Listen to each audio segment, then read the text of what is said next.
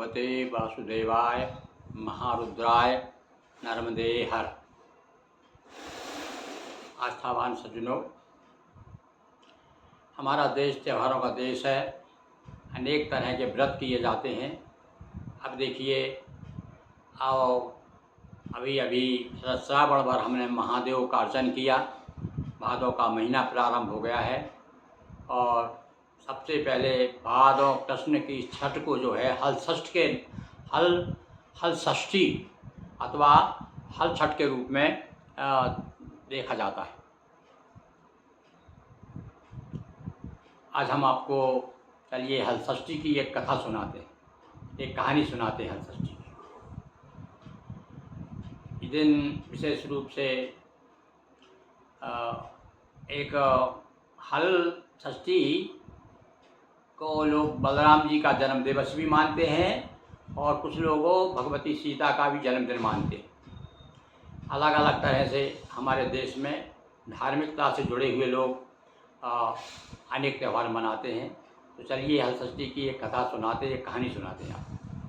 एक ग्वालन थी, वह गर्भवती थी, उसको बाल बच्चा होने वाला था, निकट समय आ गया था, पर वो दूध बेचने आसपास के गांव में जाया करती थी।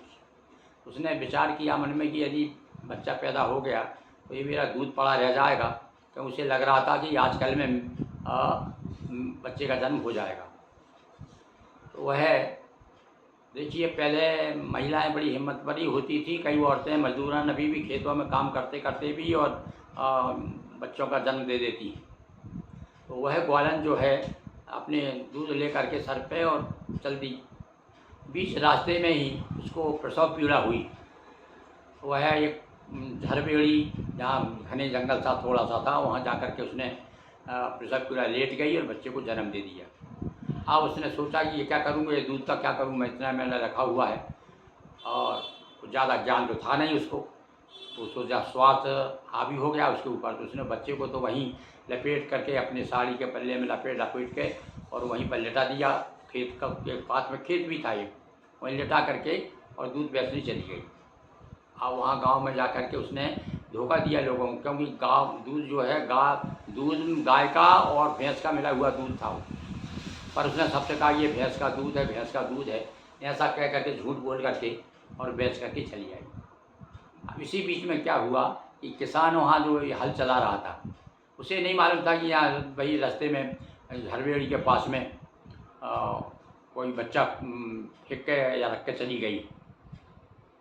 हल बल चलाया तो बैल के उसमें पैर में चपेट में आ गया वो, और थोड़ा सा बैल भड़का तो वो हल जो है हल भी हिला तो हल का भी नोक लग गई उसको, बच्चे को।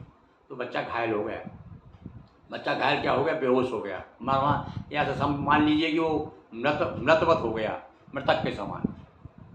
हल तो चला गया किसान, तो उसको बच्चे को कुछ थोड़ा देख दाख करके यहाँ ठीक ठाक है, पट्टी अट्टी बांध करके चला गया।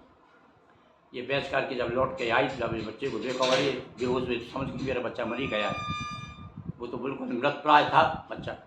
सोचा अरे मैंने झूठ बोला है, इसलिए देखिए अब आप उसके मन में आया कि मैंने धोखा दिया है लोगों को। ये धोखा देने का परिणाम है कि मेरे बच्चे की स्थिति हुई। जब गांव में जाती है, गांव में सब जाकर चिल्लाती है कि भैया मैंने आपके साथ धोखा किया है, मेरे दूध में जो है गाय का भी मिला हुआ था और भैंस का भी मिला हुआ था, भैंस का नहीं था, मैंने आप लोगों ने झूठ बोला। तब सब लोगों ने, औरतों ने देखा कि अरे ये तो वो सत्य बोल रही है। तो सब लोगों ने उसको, सब महिलाओं ने उसको आशीर्वाद दिया।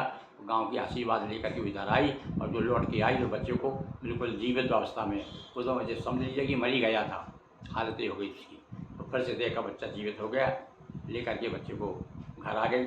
इस प्रकार से ये हल षष्ठी की हल से जुड़ी हुई कहानी है, इसलिए इसे हल षष्ठी की कहानी कहते हैं। तो एक तो ये कहानी हुई हल षष्ठी की, और भगवान बलराम का जन्म दिवस है, तो इसलिए हम इसके लिए भी आपको एक जल्दी ही बलराम जी का चरित्र ये हल षष्ठी पर यानी बलराम जी के जन्म दिवस पर और उपलक्ष्य में आपको बलराम जी का भागवत में बलराम जी की कथा भगवान श्री कृष्ण के साथ साथ आती है।